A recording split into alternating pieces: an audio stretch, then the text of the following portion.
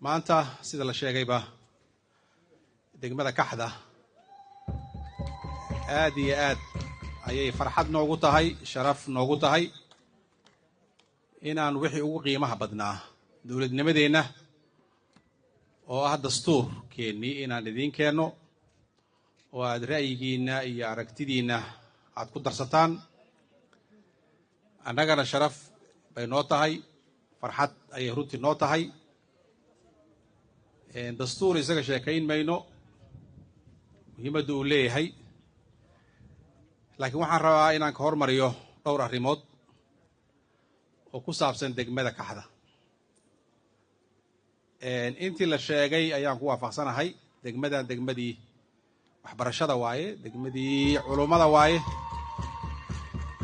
degmadii nabadda waaye.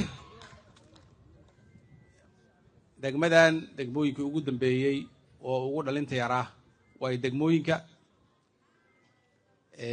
runtii annagana maanta sharaf ayay noo tahay.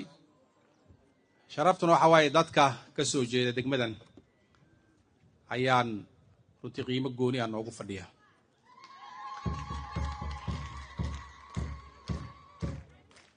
marka waa dad aan aaminsannahay, dadweynaha degmadan degan dad aan aaminsannahay inay nala qaadi karaan, wax ka qaadi karaan, ka xambaari karaan risaaladan dastuurka ah ee aan wadno, nala xambaari karo, nala qaadi karaa inay yihiin.